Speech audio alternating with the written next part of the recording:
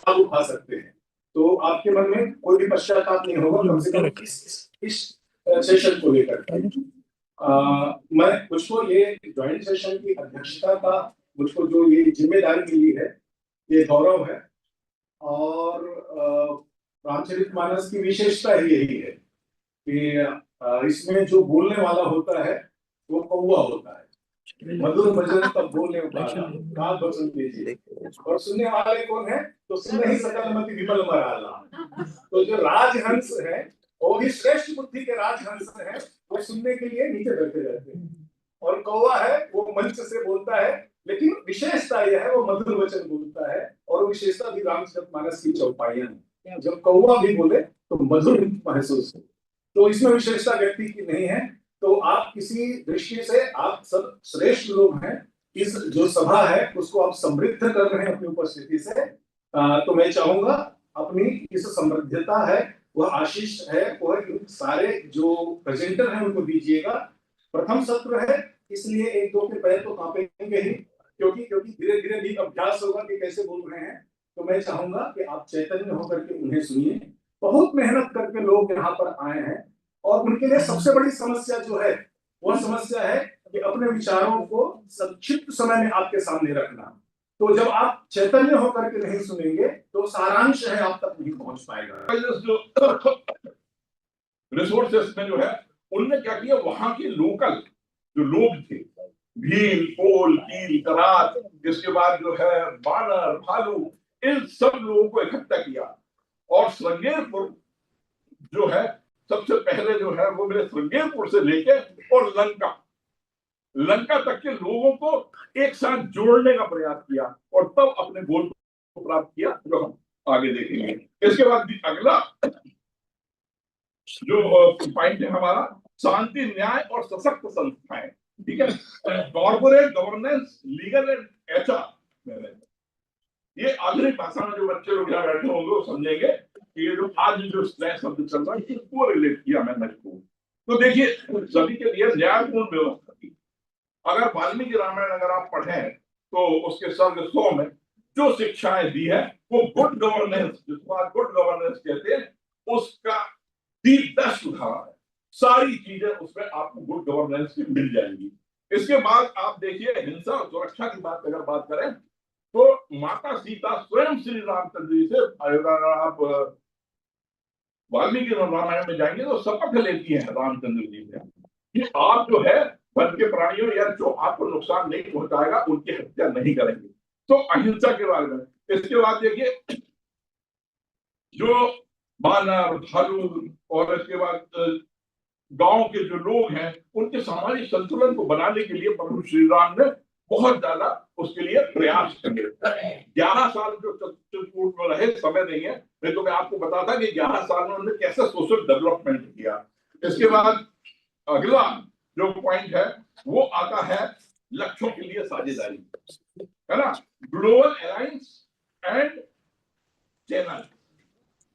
और global alliance मैंने बताया ना आपको, समुद्र पार से विभीषण को लेके आए, इधर सुग्रीव से उन्होंने दोस्ती करी, उधर श्रृंगेरपुर का जब राजा जो है वो बोलता है कि मैं आपके साथ चलूंगा, नहीं, अयोध्या की सुरक्षा कौन करेगा, आपको यही रहना है। आप चूंकि अयोध्या की सीमा पे है, अगर कोई कुछ गलत देखते हैं, अधिकार हो रहा है किसी का, या कोई हमला करना चाह रहा है, तो आप जो है उसके लिए सजग रहिए, मेरे साथ करिए। तो ये उन्होंने जो है ग्लोबल अलायंस किया अपने टारगेट को प्राप्त करने के लिए, और उन्हें जो है सामाजिक समरसता पर लाना था। उनका उद्देश्य क्या था? उनका उद्देश्य ये था कि जो उनके जो समय में जो आतताई लोग थे उन लोगों को नियंत्रित करना, चाहे युद्ध से करें चाहे शांति से करें। तो शांति के लिए उन्होंने फिर प्रयास किया कि भाई देखो, मैं नहीं चाहता कि युद्ध हो, क्योंकि युद्ध में आम जनता भी परेशान होती है। तो अंगद को उन्होंने जो है वो भेजा दरबार में रावण को। अब अंगद एक पात्र जो है वो एलायंसेस का सबसे सशक्त पात्र है। उसके पिता का वध किया राम ने, किष्किंधा के लोग उनके अगेंस्ट में हो सकते थे। उनका बेटा युवराज, वो अगर अपनी सेना बना के तो वो जो टारगेट था उनका वो रह जाता। तो उनने क्या किया, अंगद को युवराज बनाया, अपनी सेना का अध्यक्ष बनाया और शांति दूत बनाकर रावण के पास भेजा। ये स्ट्रेटेजी जो है वो रामायण आपको सिखा रही है कि आप किस प्रकार जो है अपने दुश्मनों के बीच से भी आप आगे निकाल के और उनको अपना बना सकते हैं। इसके बाद राम सेतु जो है वो एक बहुत अच्छा उदाहरण है सस्टेंशियल डेवलपमेंट का। सस्टेनेबल डेवलपमेंट कहता है कि स्थानीय जो लोकल जो लोग हैं, वहां के जो लोग हैं और वहां का जो समाज है, उसका उपयोग करके पर्यावरण को बिना नुकसान पहुंचाए काम करना। तो देखिए राम सेतु बनाया राम जी ने लंका जाने के लिए, उसमें उनने क्या किया, उनने वहीं के जो बानर भी, भालू, नल, नील, जिसके बारे में अपन ने चर्चा की, उनको लेके आए। उसके बाद वहीं से पत्थर और लकड़ियां ले लेके उस जो युद्ध जो बांध है उसको बनाया। तो ये जो है सस्टेनेबल डेवलपमेंट का एक बहुत सशक्त उदाहरण है। इसके बाद जो है अलायंसेस में देखिए, सुग्रीव, विभीषण और राम, ये तीनों लोगों ने मिलकर किष्किंधा में जो स्थिति सुग्रीव थी वो वन में राम की थी, उनकी पत्नी का जो है हरण हुआ था राम जी का भी, और इधर सुग्रीव का भी हुआ था। विभीषण सामाजिक परिस्थिति है, रावण के कारण बहुत ज्यादा परेशान था तो वो इधर आया। तो तीनों ने एक अलाइनमेंट बनाया। तीनों का गोल क्या था कि किसी भी प्रकार से जो है सीता को लेके आना और लंका को पराजित करके वहां की जो दानवी प्रवृत्ति है उसको सात्विक प्रवृत्ति में बदलना, और वो टारगेट जो है उनने अचीव किया। अब आखिरी में मैं 1 मिनट में अपना वक्तव्य खत्म करूंगा कि आखिर स्थिति निर्मित कब, कहां, क्या और कैसे। तो सामाजिक परिवर्तन में डार्विन का नाम सबसे पहले आता है कि उसने जो है जो डार्विन की जो थ्योरी है कि जी वो बुक का नाम मैं अभी बोल रहा हूँ, तो उनने उसमें जो डार्विन ने सामाजिक थ्योरी को चेंज किया, एक वो और दूसरा एडम स्मिथ, जिनने इकोनॉमिकली जो है सोच को बदला। उसमें सिर्फ एक चीज लेके आया कि हमें विकास करना है तो उसके लिए शोषण हो तो हो, उससे कोई मतलब नहीं है, हमें डेवलपमेंट करना है और अर्न करना है। ये दो आदमी जब बीच में आए तो हमारे जो दुनिया में जो 3 थ्योरी चलती थी, एक तो राम का रामराज्य और कन्फ्यूशियस का जो है मर्यादा, कन्फ्यूशियस का औचित्य, और गांधी का जो है ग्राम स्वराज्य और आत्मनिर्भरता, ये 3 सिद्धांत कहीं खो गए। तो 1920-15 में यूएनओ ने ये 17 पॉइंट बनाए, उसके बाद 69, और आज पूरी दुनिया, आज ये हम IIT रुड़की में खड़े हुए हैं विद्वानों के बीच में, ये भी इस विषय में सोच रहे हैं और बात कर रहे हैं कि आखिर हम हमारी पुरानी शिक्षा को कैसे लेके आए जिससे कि विकास जो है वो धनात्मक हो, ऋणात्मक न। विकास तो हो रहा है, बहुत विकास हो रहा है। इसका एक बहुत अच्छा उदाहरण जो है, ये गलत आदमियों के पास अगर विकास की पूंजी पहुंच जाती है तो वो उसका दुरुपयोग करता है। हम देख ही रहे हैं कि कई युद्ध भी चल रहे हैं, और साथ में जो है पाकिस्तान का एक उदाहरण है कि उसको परमाणु नीति मिल गई तो वो जो है हर कभी धमकी देता रहता है। तो इसलिए हमें विकास जो है वो इस तरीके का करना है जिसमें कि समाज में जो है वो उन्नति हो, समाज में धनात्मकता आए, और जो गलत सोच के लोग हैं उनको हम अलग कर सके, जैसे राम ने किया था। धन्यवाद।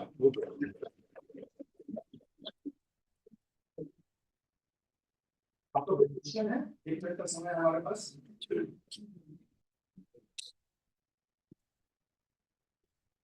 इसका तो ही संकेत है, यहाँ पर बहुत ध्यान से सुने, सब कुछ साफ साफ समझ में आ गया है। बहुत अच्छा राकेश जी हमारे साथ रहेंगे, और आपको यदि कुछ प्रश्न है तो आप पूछ सकते हैं, नहीं तो उससे आप संपर्क कर सकते हैं। एक बार प्रथम ध्वनि तो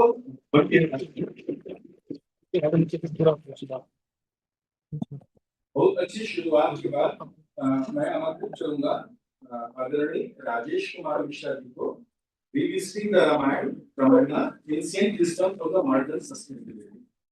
इसकी राकेश ने कहा था कि ताड़कावती, राकेश जी आपने आपने विश्वामित्र जी के साथ ताड़कावत की बात कही थी। तो जस्ट मैं जोड़ना चाह रहा था इसमें, इस पूरे यात्रा, संक्षिप्त यात्रा में 3 महिला पात्रों से राम का परिचय होता है। ताड़का तो प्रथम परिचय है, ताड़का है, अहिल्या है, और उसके बाद सीता। तो ताड़का है दुष्टता के प्रतीक है, अहिल्या है जड़ता के प्रतीक है। तो जब ताड़क दुष्टता का दमन कर दें और जड़ता को चैतन्य कर दे तो भक्ति रूपी सीता का संचार होगा। लैपटॉप करके ना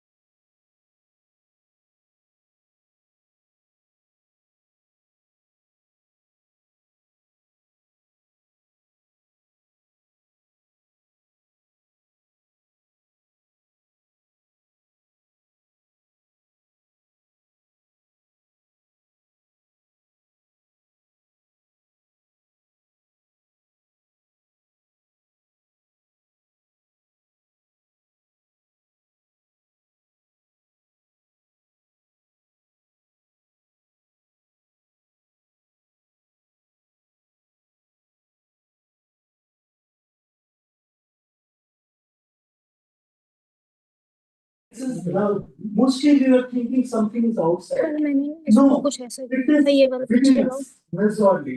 How? You just see. It is that's why I've given ये title वाला that पीछे। this crisis this is crisis. It is not only systematic. We always point out for some system or this system. No, it's women. Technology and policy, we are majorly focusing on 8%. Because I'm also one of the experts in the sustainability area. So our focus is mostly on technological and policy, but true change begins with the transformed values, deeper empathy, and a renewed bond with nature. And once we see our Indian timeless insights on sustainability, because so many speakers have come from the very long speakers that have spoken about this thing. At its core, sustainability is not only an external challenge, but an inner journey. It calls for a quite evolution of consciousness. A shift in how we view progress and relate to our world around us. This deeper value-based dimension of sustainability, rooted in ethics and awakened consciousness, has been part of India's living wisdom for millennia. So here comes our role of Ramayana. Well, this is true. So Ramayana stands at the heart of this heritage which we are talking about. Not just as a scripture of divine virtue, but as a profound reflection on balance, duty, dharma, and living in harmony with nature. Its timeless message reminds us that sustainability does not begin with policy, but with purity of intention and the discipline of righteous living. Nowadays, suppose we see contemporary sustainability concepts which we are trying to address, their perspective and what are the gaps. Modern sustainability discourse often separates ecological and ethical concerns. They mostly focus on economics, external things, technology, and political things, policy, etc. In contrast, what Ramayana offers? An integrated view rooting sustainability in moral and spiritual consciousness. Ramayana shows that true harmony arises when thought, action, and environment are aligned, reminding us that sustainable living is as much as inner discipline of the virtue and responsibility as it is an outward engagement with the world. Now, purpose of why I studied this in detail. It was to explore Ramayana as a repository of sustainability values with aims, three aims. Highlight the ecological, ethical, and social dimensions of sustainability reflected in Ramayana. Second is that to interpret them in the context of today's environmental and moral challenges. And third is that purpose propose ways to integrate these values, because until I give some practical solution, my study has no value, into contemporary understanding and sustainability awareness. So this research work I carried out, my research approach was that to use a qualitative and interpretive approach to explore the sustainability values embedded in Ramayana. Ramayana did not say Ramayana.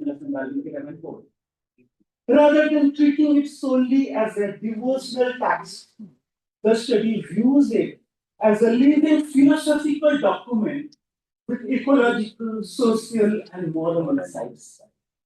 The goal is to interpret how its narrative, symbols, and ethical technique teachings, what sort of teachings and techniques we can interpret out of that, can cultivate ecological awareness and moral responsibility today, for today's world. So, what I have done to my study, I developed three times an analytical framework. This framework connects the ancient Ramayana with modern sustainability discourse, drawing on the three pillars of sustainability: environmental, social, and moral spiritual.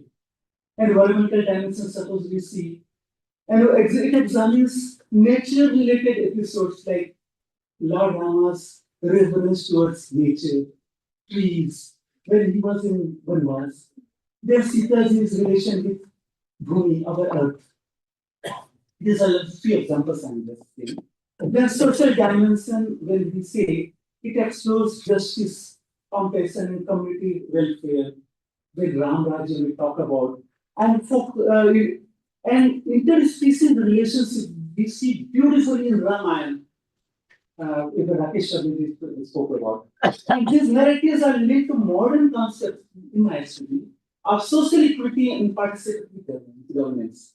Then moral spiritual dimension, the third dimension I'm talking about of my framework, it examines dharma, that righteous duty, self-restraint, and compassion as ethical foundations for sustainability, highlighting how inner values foster harmony with nature, society, and environment. I did one case study after developing this framework because this glimpse I had given. And the case study I performed in one of the renowned spiritual organizations, real life case study I did.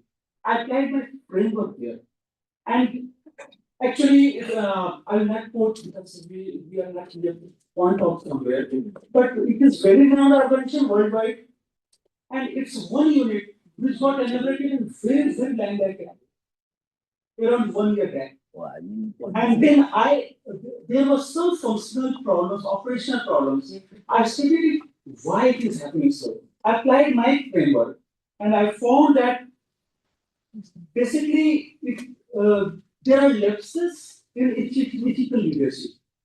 And particularly there were favoritism in the talk, peace. Then which triggered governance issues, then undermining organizational culture. It is very cultured organization I'm talking about. Then ultimately compromises on institutions' long-term sustainability and equilibrium. Now it is in that the organization with huge donors have paid, now it is in huge debt within 1 year. It really surprised me. So these were my outcomes. It underscores that without a steadfast commitment to ethical principles, even highly prestigious organizations risk losing internal balance, stakeholder trust, and the capacity to operate responsibly and sustainably over time. So this was likely where my framework worked very nicely. So I can say that Ramayana's whatsoever framework I derived it is applicable to everywhere in today's world. So what I can conclude out of this is that this timeless lessons for sustainability, which we can derive differently from our Ramayana.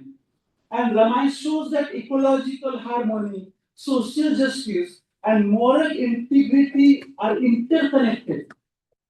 They are interconnected, guiding humanity towards balance, restraint, and compassion. Lasting sustainability begins in consciousness, not just technology or policy. Addressing our disconnection with nature, community, and most important, self.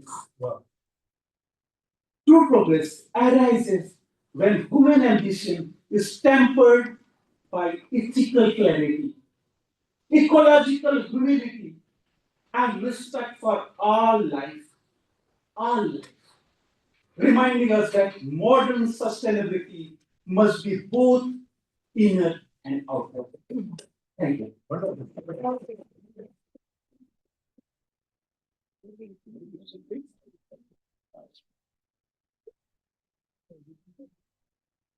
Thank you, Rajesh. So, it's a wonderful presentation. So, we would like to understand what is the mind learning. The Ramayana is a repository of the sustainable value. And most important thing is that it's the management where we always talk about the forward integration and backward integration. And either way, the thing is here that most of the time when we talk about Rajesh, I give you a reason. So most of the time we talk about the sustainability or any value system and all, generally it comes from the mind. Because we think about the strategies and all. So whenever we talk about the strategies, my mind is functioning. But when really you want to execute, your heart should involve. So if you, any thought process, any strategy or any value system, you really want to see is happening, it should come down from mind to heart. And I think Ramayana is the only thing which is going to help me. So what I have got learning from here, thank you very much. And really, I am very thankful to the organizing committee. Who is earlier I was not very much happy with this subject. I was thinking कि सब लोग को कुछ ना कुछ तो बोलना ही है. तो कोई राम राज्य बोलेंगे, कोई प्रकृति बोलेंगे, वो बोलेंगे. But I was never expected such kind of thing, especially the first Rakesh ji और आपने जो कहा है, really wonderful presentation. Congratulations. एक दो announcement है. पहला तो आप ध्यान से सुनिएगा और मैं नहीं चाहूंगा कि तो हमारे वक्ता को यहाँ पर बोलना पड़े आप लोगों को, तो कृपया ध्यान रखिएगा. दूसरी बात ये फिर मैं कहा ये सारांश है, तो आपको इसको एलाबोरेटेड वे में आप जा करके हमारे जो बुलेटिन है उसमें पढ़ सकते हैं, जो बुक है उसमें. और जो अब हमें गीता की जो अनुक्रमणिका है जिसका विमोचन हुआ है प्रथम सत्र में, तो वो यहाँ पर बाहर अवेलेबल है काउंटर में. तो जो भी इस कॉन्फ्रेंस के लिए रजिस्टर्ड किए हैं उनके लिए वो कॉम्प्लीमेंट्री कॉपी है, only one copy. I think one copy यदि आप पढ़ेंगे मोर देन सफिशिएंट है. बट आई फील दिस ये बुक है ना, ये आप गिफ्ट करना चाहिए उन लोगों के लिए जो गीता को समझना चाहते हैं. If you want extra copy, this is the time and opportunity for you. In a 50% discount, you can buy it. 200 रुपए में. और ये डिस्काउंट है 13 तारीख है. यहाँ पर धन्यवाद ज्ञापन डिस्काउंट करना. ठीक है. So अब राजेश जी आप ताली नहीं बजाए ना.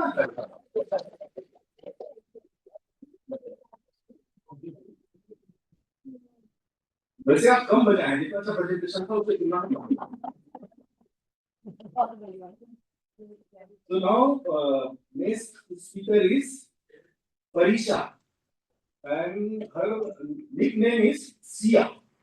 Okay, she is United States citizen, America की नागरिक है ये, and she is going to present her research over here. The topic is Gurukul, Nature and Nurture, a study of sustainability in the Ramayana's education system. So most welcome, Parisha. I'm looking forward to hear you. आप ताली नहीं बजाएंगे, उनको बोलने का बजाएंगे।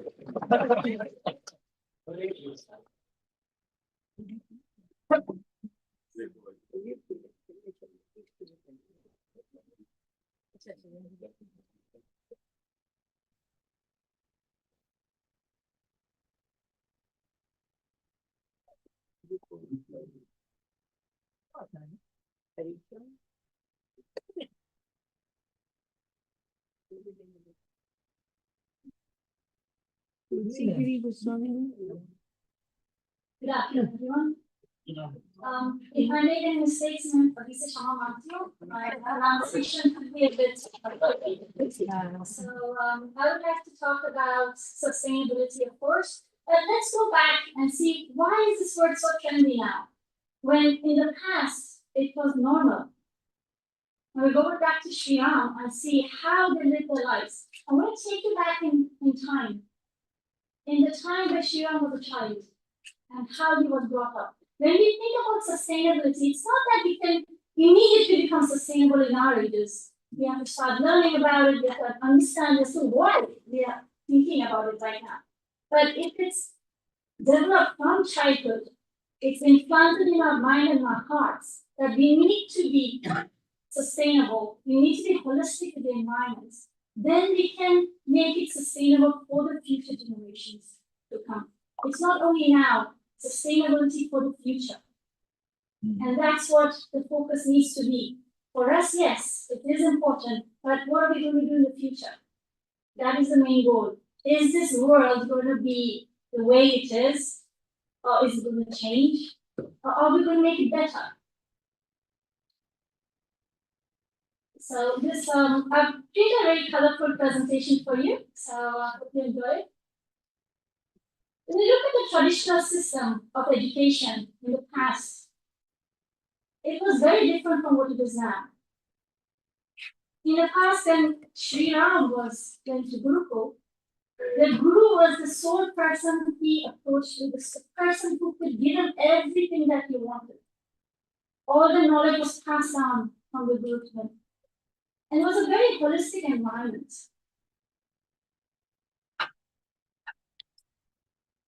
My methodology here is a narrative literature, so it's sort of storytelling, which is actually Ramayana and Gurukul, it's kind of storytelling. So I went through books like Ramayana and a few literature, and we'll get into discussions and so who is a guru? The guru is a big name. Even in the international world, we know what guru means. Guru is a soul person, spiritual person, who's a guide, total authority, where a shishya or a student would believe in. That's a guru, somebody you not worship, but you regard as a spiritual. Vashishta, the royal preceptor, he was one of the 7 sages. He was also the Rajkul Guru. He took Sri Rama under his guidance and took him in his Gurukul. Under his teachings, Rama became who he is. He was known as the most effulgent, the most excellent, superior to all, and glorious and wise.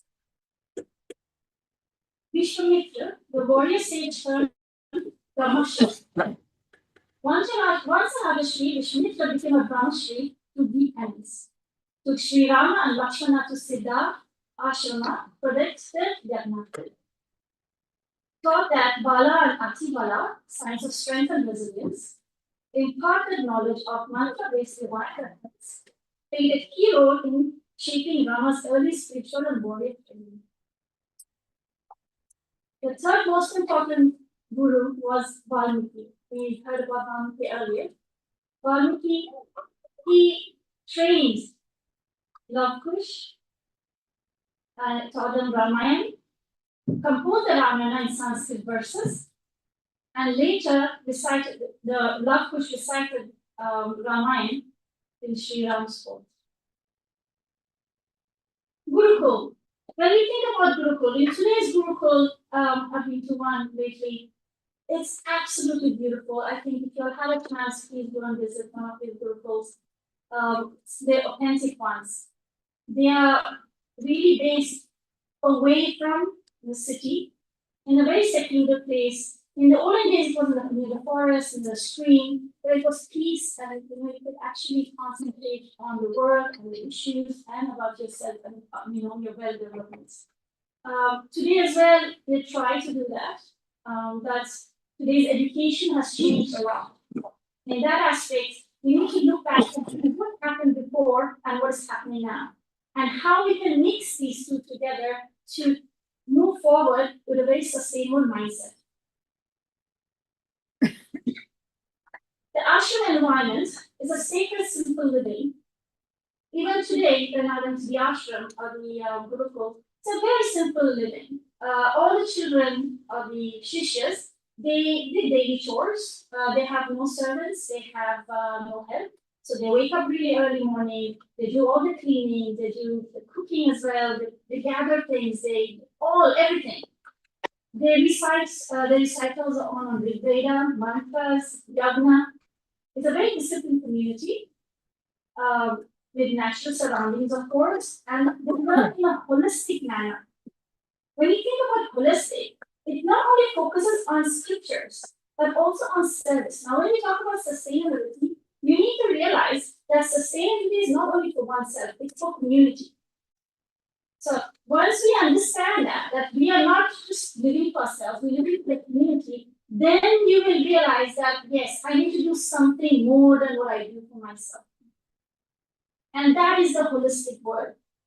Not only me, but also everybody else, including plants and animals. The environment, which is called ecocentric. That mindset is very difficult to come by if we have not been taught from the beginning.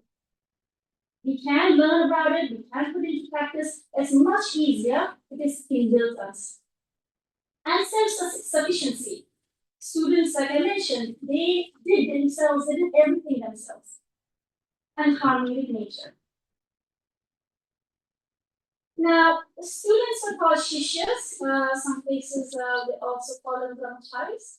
They did their daily routine focus. They learned. It was experiential learning. Like I'm talking today now as a storytelling. Things are taught in a storytelling manner in gurukuls. They did do a lot of studying and learning the verses, but it was in a storytelling manner. And it was experiential. So they experienced it themselves. They did it themselves, and they reflected on it. There was a lot of question and answer sessions with the guru. And that brought out inquisitivity. If you're just told what to do, and you're not allowed to ask questions and experience it, well, it's not experiential education. Students' responsibility included Shishya, Diksha, and Diksha. Upon graduation, students gave Guru Dakshina, which I hope someday I will be able to give my professor, and thanks to the guidance and the knowledge. Curriculum pedagogy, Vedic knowledge, spiritual texts, and practical sciences, which was political, governance, mathematics, astronomy was there, geography, medicine and surgery, which is a lot on Ayurveda and natural therapies, agriculture, animal husbandry, and metallurgy. As you can see in the photograph, there was a lot of martial arts involved. Even in the Gurukul I went to, they had shooting, they had yoga, and we can realize in 2020 or 19 when COVID came, yoga became so big. But this is a part of our culture. And if we can inbuild it from childhood, and a child can grow up with it, then it's automatic. You don't need to do it over and over again to tell the person it's good for you. It's really boring. No, it's not. If you are born and brought up with that idea in your mind that this is good for me, then you automatically do it. So the oral tradition and memorizing through these cycles was done, but again, it was through storytelling, it was through experiential, and it was about doing it and understanding and reflecting and asking questions so you can do better. Sri Rama's education was in his early days, he studied Vedas, Vedic philosophy, known for devotion, truthfulness, and respect for the Guru. advanced training under Vishwamitra, learn warfare, mantra, shastra, and mythical knowledge essential for his divine mission. Emphasis on dharma, education focus on moral values, virtues, shaping Sri Ram as a Maryada Purushottam, the ideal man. And Yoga Vasishtha, of course. So let's get into sustainable as to how Sri Ram's successful lifestyle in his early days. Raised in sage Vasishtha's Gurukul, rooted in simplicity and nature. It's all about simplicity. Now, if you look at today's world, we all want things. We all want materialistic. Oh, I am wearing a Prada shoes. I have this. I've gone here. And if you look back into Sri Ram's life, he lived as a minimalist. And minimalism now is also a very trendy word. That I'm living a minimalist lifestyle. And that is what we need to look at. Why do we need so many things? Do we require 20 outfits? Do we require 3-4 cars? We don't actually, do we? So if you look back and see our ancestors, how they live on minimalistic values, this is what is happening now. People are realizing that we don't need it. We don't need that many clothes. We don't need that many shoes to live a sustainable life. And somebody was talking about recycling, upcycling. Why do we need that when we don't have to accumulate? There's more emphasis put on this, more money spent on recycling and upcycling. When we actually can live in a very minimalist lifestyle. Compassion and harmony with all beings, that is ecocentric. If we do not live in compassion, we don't think about the environment and the animals and ourselves together as one, we can't be ecocentric. We need to think about us in a whole cycle or circle of thoughts. Sri Rama's exile, I think somebody else spoke about this. He took time out in exile to understand a lot of things. He lived in the forest without any conflict with anyone. No, not even animals, not even plants, very simple living. He used local and natural materials like leaves and wood. He ate wild foods, roots, and forest products, never hoarded or hunted extra. Maintained peace with animals and the forest tribes. His forest life showed respect for indigenous knowledge and sustainable survival. Now, when I say indigenous knowledge, again, he had some other knowledge from before that he respected and followed. So we have a lot of generations before us that actually know how to live sustainability. And today we are struggling as to what is the word of sustainability. How can we become sustainable? We've forgotten everything. So lessons learned from Sri Ram is live simply, protect forests and water, lead the ethics, empower communities, very important, and value all life. I have a few research objectives. I'm running out of time, so I would like to end it. So today what we need to do is, why is this research relevant? And the answer is, we can't live in this world if we do not become sustainable. And this can be only done if we actually understand it and implement it right from the start, from our children. And for us, yes, it's going to take some time to understand it, but we need to develop this right from the ground roots. And take away all the issues that we face, we used to face in the past. As to, we need more, we need to do stuff, we need to go here, we need to buy that. Think about sustainable as a minimalistic lifestyle. And I would like to thank you.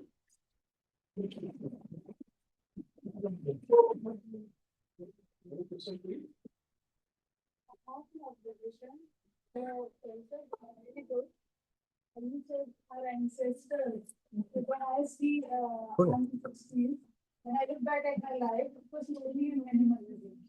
I had one pair of shoes which I would wear to school and to a wedding also.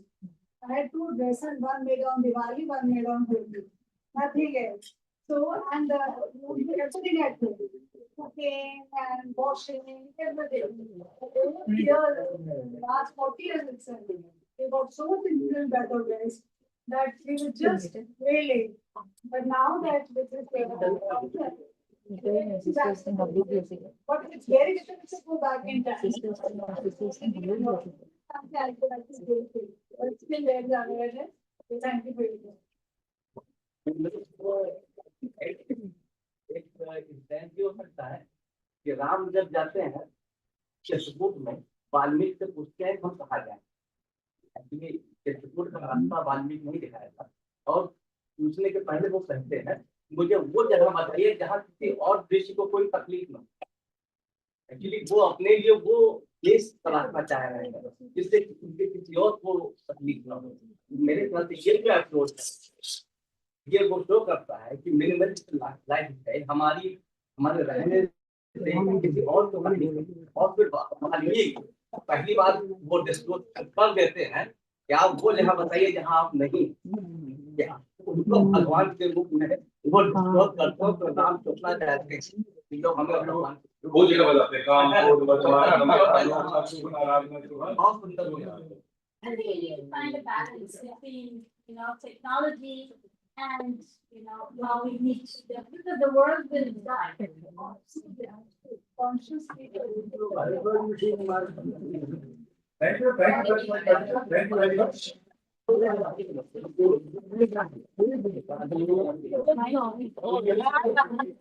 CL looks successfully provoke everyone to come up with their own thought process on sustainability.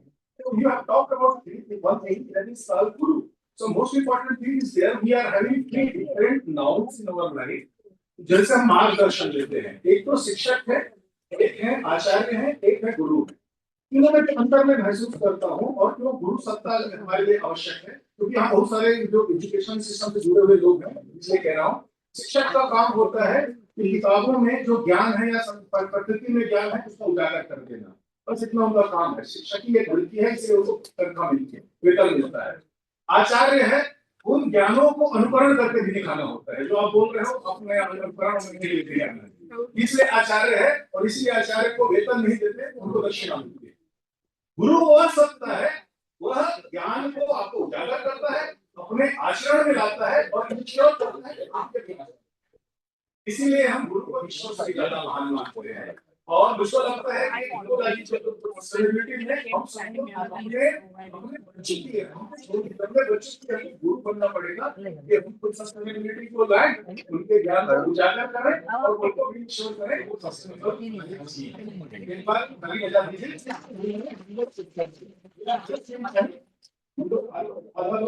आधा जो project है अपना presentation दे चुके हैं और आधा बाकी है। तो next will be Bridging ancient wisdom and modern ecology, the Ramayana and sustainable development goals.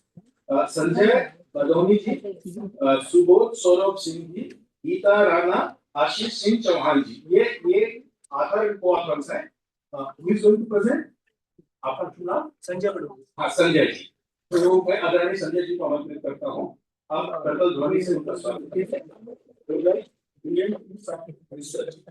Bridging ancient wisdom and modern ecology, the Ramayana and sustainable development goals.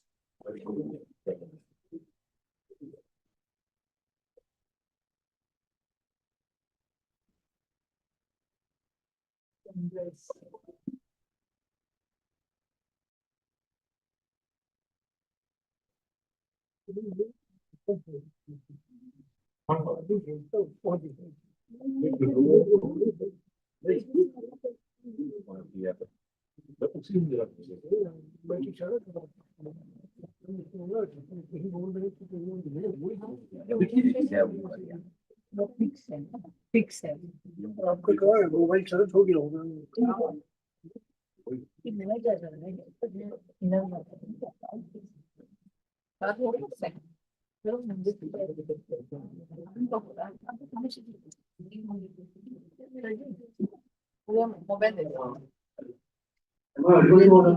Yes. सभी को प्रणाम, सारे आदरणीय गुरुजनों को प्रणाम, आदित्य सर को चेयर और गुरु चेयर प्रणाम।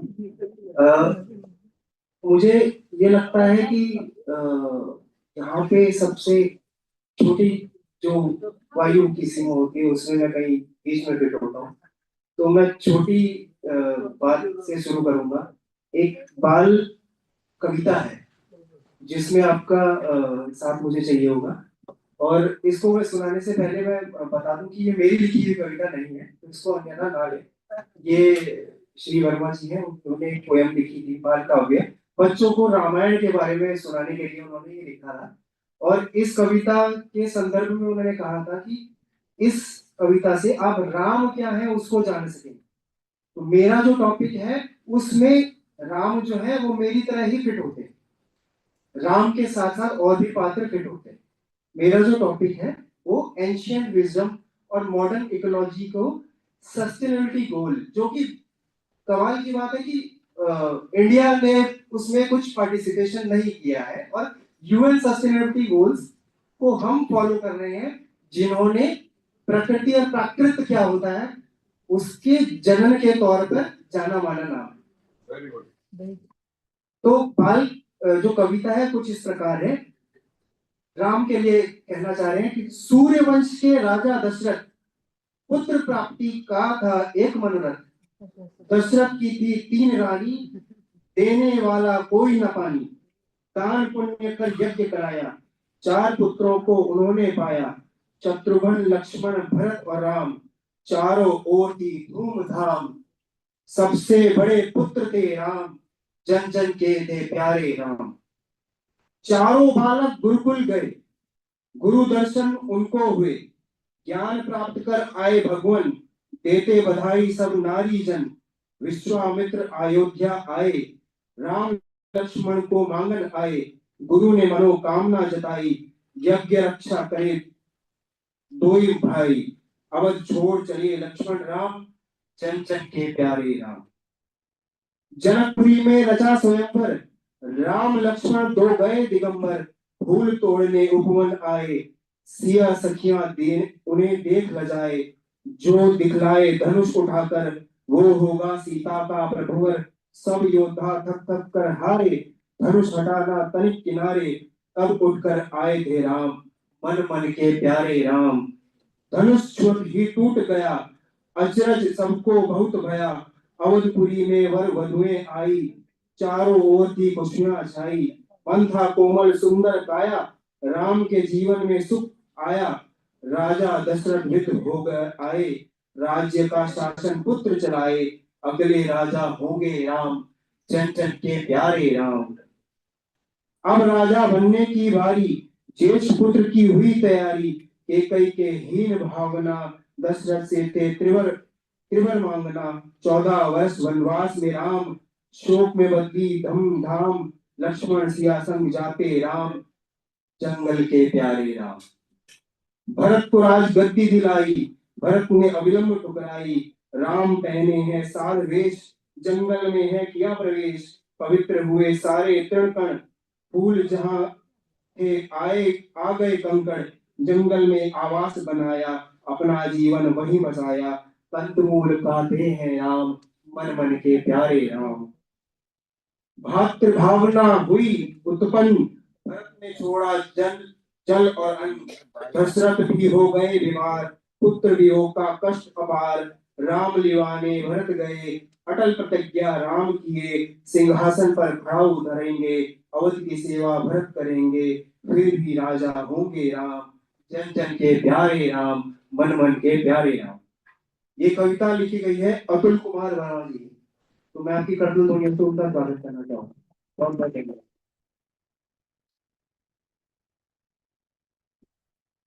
मेरा जो प्रेजेंटेशन है और मेरे जो अग्रज जो आज उपस्थित नहीं हो पाए किन्हीं कारणवश, तो मेरा जो प्रेजेंटेशन है वो है bridging ancient wisdom and modern ecology, the Ramayana and sustainable development goals.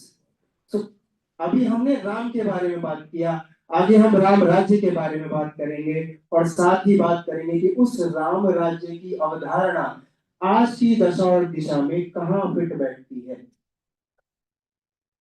अगर हम इसके विवरण की शुरुआत करना चाहें तो मैंने कुछ पॉइंट्स मेंशन किए हैं, आशा करता हूँ आप लोगों को पसंद आएंगे। Ramayana contains ethical and ecological insight. So as the keyword suggests, the first and foremost is from the Ramayana, from its ethical consideration and from its ecological insights. जब हम ethical considerations की बात करते हैं तो आरण्य कांड का एक नैतिक और पारिस्थितिक उदाहरण हमारे सामने आता है, जब आरण्य कांड में भगवान राम, सीता और लक्ष्मण दंडकारण्य के घने जंगलों में प्रवेश करते हैं तो राम वन के संतों और ऋषियों से कहते हैं कि वे जंगल के प्रत्येक जीव जंतु, पेड़ पौधे और प्राकृतिक संसाधनों का सम्मान करेंगे। वे वनवास के दौरान प्रकृति के साथ सामंजस्य यानी हार्मनी बनाकर जीने की प्रतिबद्धता दर्शाते हैं।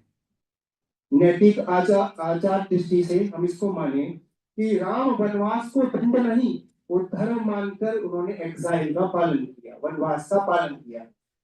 धर्म किसका?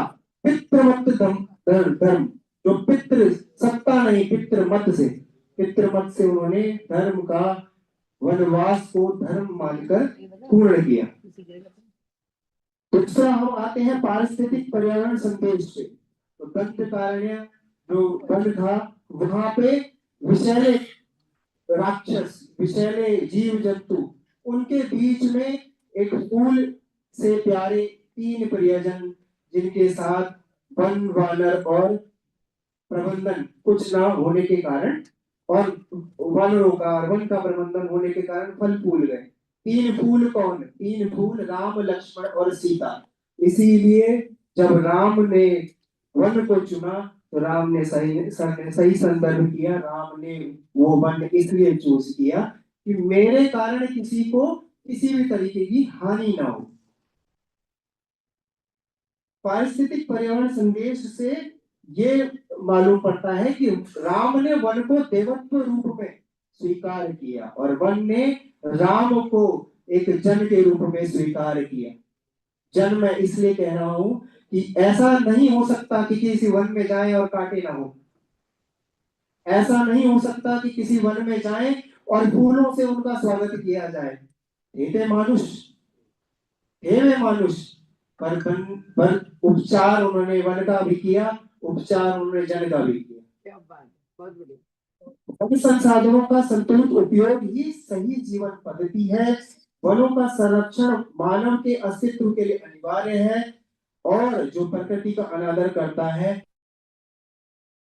आमंत्रित करता है, जैसे राक्षसों द्वारा वन संपदा को सताना। अभी आप इसकी भूमिका आप अपने उत्तराखंड में है तो उत्तराखंड से आप इसको बना सकते हैं। अभी आपके लिए बहुत अच्छा मौका है। हिमालय खुद आपके पास आ रहा है। कभी ऐसा होता था कि हिमालय के लिए यात्रा करनी पड़ती थी, पर अब क्या है, हिमालय खुद आपके पास चल के आ रहा है। दिल्ली से कोविड में दिल्ली और कई यूपी वाले क्षेत्रों से हिमालय की चोटियां दिखाई दी। आप जो निचले राज्य से हैं या जो भी नीचे के संदर्भ में बात करें तो उनके लिए तो बहुत अच्छा है कि कम से कम उनको हिमालय के दर्शन हो रहे हैं। विशाल हिमालय जो इधर भी दर्शन देता है, जो उधर भी दर्शन देता है। नेबरिंग कंट्रीज को भी हिमालय ही दिखता है और हमारी स्टेट्स में भी हिमालय को हिमालय दिखता है। और कमाल की बात यह है कि हम जय हिमालय कहने से पहले भी संकोच गए। दूसरा पॉइंट इसमें आता है कि इकोलॉजी, गवर्नेंस और सोशल वेलफेयर का। तो इकोलॉजिकल और गवर्नेंस और सोशल वेलफेयर में अरण्य कांड का एक संदर्भ मैं देना चाहूंगा, एक एग्जांपल मैं देना चाहूंगा। दंडकारण्य वन में जाते हैं, वहां के वन के संसाधनों को दोहन नहीं, वो बल्कि संतुलित उपयोग करते हैं। जितनी जरूरत हो सिर्फ उतना ही। इसमें 3 संदेश हमको आते हैं। पहला, प्रकृति के साथ सह अस्तित्व। दूसरा, जैव विविधता और वन संरक्षण। तीसरा, प्राकृतिक संसाधनों का जिम्मेदारी से उपयोग। दूसरा, गवर्नेंस की हम बात करें तो अयोध्या कांड का संदर्भ मैं यहाँ पर देना चाहूंगा, जिसमें राजा दशरथ द्वारा राम के राज्य अभिषेक की तैयारी में जनता की राय, सुरक्षा, न्याय और सम्मानजनक नेतृत्व को अत्यधिक महत्व दिया। उन्होंने मंत्रियों से, उन्होंने पुरोहितों से, उन्होंने आम जनमानस से, उन्होंने नागरिकों से यह परामर्श लिया और तब राज्य अभिषेक की तैयारियों को आगे का निर्देश दिया। इसमें संदेश हमें 4 मिलते हैं। एक, लोकमत पर आधारित शासन, पारदर्शिता और परामर्श, जिसको हम आम या न्यू वैबिशरी लैंग्वेज में अब कहते हैं consultative governance. Third is of your नैतिक नेतृत्व यानी एथिकल किंगशिप। एंड फोर्थ, निर्णय जनता के हित में लेना। ये बहुत ही जरूरी है कि जो निर्णय आप ले रहे हैं वो जनता का परामर्श उसमें शामिल हो। सस्टेनेबिलिटी एक वर्ड नहीं, सस्टेनेबिलिटी एक लिविंग लाइफ है। As with miss Paisha, if I'm not wrong, she has rightly said, and Tommy sir also said कि एक लिविंग लाइफ है सस्टेनेबिलिटी। अब हम तो यूएन को फॉलो करेंगे ना, पर हम क्यों मानेंगे कि राम राज्य में क्या हुआ। तीसरा इसमें आता है सोशल वेलफेयर, सामाजिक कल्याण, जिसका उदाहरण मैं सुंदरकांड से लेना चाहूंगा। सुंदरकांड में हनुमान अशोक वाटिका में सीता को ढूंढते हैं और उनकी मानसिक पीड़ा को शांत करने के लिए सांत्वना, सहानुभूति और आशा का संदेश देते हैं। हनुमान का सीता को सांत्वना देना एक मानसिक सामाजिक सहायता का उत्कृष्ट उदाहरण है, जिसको we clearly visibly say that it is a psychosociological welfare. It gives 3 messages. One is of संकटग्रस्त व्यक्तियों की सहायता, सहानुभूति, संवेदना और मानसिक कल्याण, समाज के कमजोर वर्गों की सुरक्षा। My third point is of parallel with sustainability goal. So we have बहुत सारे हमारे जो खंड बताए हैं 7 खंड, उनमें से ये 7 खंड हमारे सस्टेनेबिलिटी गोल से मैच करते हैं। फर्स्ट बाल खंड किससे मैच करता है? बाल खंड मैच करता है SDG 4 quality education which gives us 3 messages. सभी के लिए गुणवत्तापूर्ण शिक्षा, कौशल, चरित्र और योग्यता विकास, नैतिकता, तकनीकी ज्ञान और समग्र लर्निंग। अगर हम राम के जीवन काल की बालकांड की बात करें तो गुरुओं द्वारा, संतों द्वारा उनको विभिन्न शिक्षाओं से सुशोभित किया गया, जिसमें धर्म, नीति, विज्ञान, अस्त्र शस्त्र, वन ज्ञान और सामाजिक कर्तव्य सभी की प्रशिक्षण मिलती है।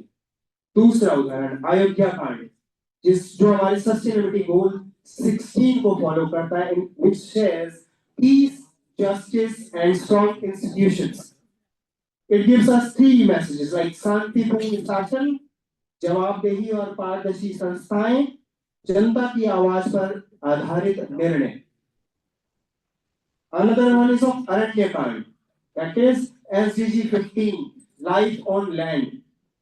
अरण्य कांड से हमको 3 मैसेज मिलते हैं जो समांतर चलते हैं। पहला, स्थल परिस्थिति की संरक्षण, जैव विविधता की रक्षा, प्राकृतिक संसाधनों का सतत उपयोग। चौथा कांड जो कि महत्वपूर्ण कांड है, किष्किंधा कांड को हम SDG गोल 17 से जोड़ते हैं, जिसमें पार्टनरशिप फॉर ग्रोथ की बात कही। पार्टनरशिप किसके साथ? पार्टनरशिप सुग्रीव के साथ मिलके एक मेन गोल, जिसमें सीता को खोजने की प्रक्रिया सम्मिलित है। इससे हमें 3 चीजें निकल के आती हैं: साझेदारी से समाधान, संसाधनों और क्षमताओं का साझा उपयोग, लक्ष्य प्राप्ति के लिए सहयोगी नेटवर्क। 5वां कांड सुंदरकांड, जिसको हम SDG 3 से जोड़ते हैं, जिसमें हम गुड हेल्थ और वेलबींग की बात करते हैं। तो मैंने अपने अर्लियर वक्तव्य में कहा है कि सीता जी के लिए साइको सोशल वेलफेयर के लिए हनुमान जी का जन्म, जिसमें 3 चीजें सामने आती हैं: मानसिक स्वास्थ्य, संकट स्थितियों में सहायता, भावनात्मक सुरक्षा और सामाजिक समर्थन। चौथा कांड युद्ध कांड, जिसको हम SDG 5 से जोड़ते हैं, जिसमें जेंडर इक्वालिटी की बात की गई है। इसमें 3 चीजें सामने आती हैं: महिलाओं की गरिमा और सुरक्षा, लैंगिक समानता का सम्मान, हिंसा का निषेध। इसमें स्त्रियों के प्रति अनुचित व्यवहार अस्वीकार्य है। 7वां कांड उत्तरकांड, जिसको हम SDG 11 से जोड़ते हैं, जिसमें सस्टेनेबल सिटीज और उनकी कॉम्युनिटीज की बात की गई है। इसको हम 3 चीजों से जोड़ते हैं, जिसमें सुरक्षित और समावेशी समुदाय, सामाजिक न्याय, संसाधनों का न्याय संगत उपयोग।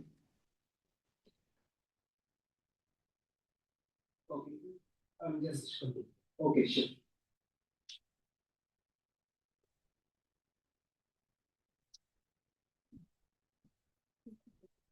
क्योंकि समय की थोड़ी सी कमी रही है, कोई बात नहीं। पर हम कंक्लूड में यही मानते हैं, जो भी हमारे अर्लियर वक्ता थे, सबने इकोलॉजी पे बात करी, सबने गवर्नेंस पे बात करी, सबने राम के बारे में बात करा, सबने सामर्थ्य के बारे में बात किया। सामर्थ्य पूरा है, सामर्थ्य हर क्षेत्र में हमारे पास भरपूर है, पर काम और काम करने की प्रक्रिया, उन सब में विनम्रता और उन सब में संयम, इसकी कमी।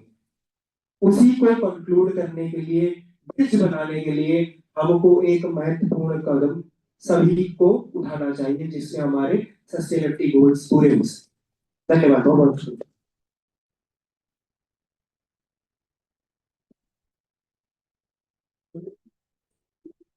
आपका संजय जी,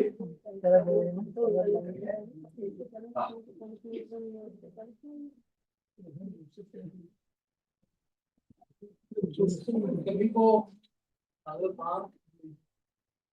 मेरा नाम राजीव मिश्रा है और आज के अभी तक जितने भी वक्तव्य हुए हैं सतत विकास, जिसमें कि एक बात हमें सुनने को कॉमन मिली, प्राकृतिक संसाधनों का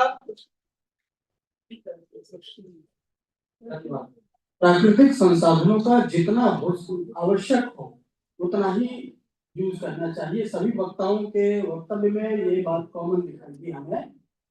और प्रथम वक्ता के वक्तव्य में तो हमें ये भी मिला कि सीता जी वन गमन से पहले राम को शपथ देती हैं कि हम किसी भी वन्य जीव की हत्या नहीं करेंगे। तो फिर हमारी दृष्टि फिर मारीच की ओर जाता है। फिर मारीच ने आखिर क्या बिगाड़ा था कि उनकी हत्या करनी पड़ी। और इसमें कहाँ हमें सस्टेनेबिलिटी दिखाई देती है? मारीच मत में इसे स्पष्ट करने का धन्यवाद। यदि बारिश का वध नहीं होता तो वन नष्ट होता है, तो बारिश का वध है सस्टेनेबिलिटी के लिए जरूरी था, है ना? इस दृष्टि से विचार करेंगे। और ये अच्छा प्रश्न है, और चूंकि ये संजय जी से संबंधित नहीं था इनके प्रेजेंटेशन से, इसलिए मैं संजय जी को, आप लोग इनको विदा कीजिए, ताली बजाकर। बोलना चाहूंगा, छोटा हूँ लेकिन विवाहित नहीं हूँ, लेकिन एक बार जरूर बच्चा पिछली बात को कैसे इससे विवाहित जीवन ठीक होने वाला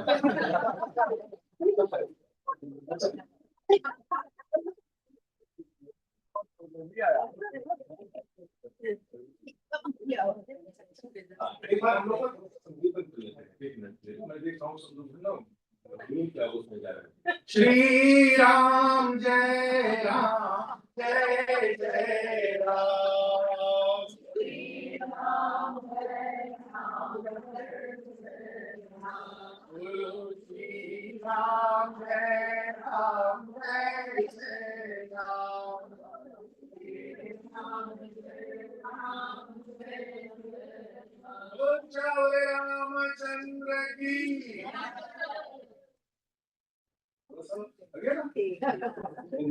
को भगाने के लिए संकीर्तन ही एक माध्यम है। अब अगले वक्ता के रूप में आशुतोष मिश्रा जी हैं, द्विवेदी जी हैं, डॉक्टर दीप कुमार जी, ये 3 हमारे विद्वान हैं और विषय है इनका comparative analysis of 17 sustainable development goals and the idea of Ram राज्य इन श्री रामचरितमानस बाय गोस्वामी तुलसीदास। तो आप आशुतोष जी, आशुतोष मिश्रा जी का आप लोग स्वागत कीजिए। और ये जो सस्टेनेबिलिटी के जो 17 यूनिक के गोल है, उसका रामचरितमानस के साथ तुलना Just a small announcement, the water dispenser is just outside this. So if you're thirsty, please feel free to go step outside and have water.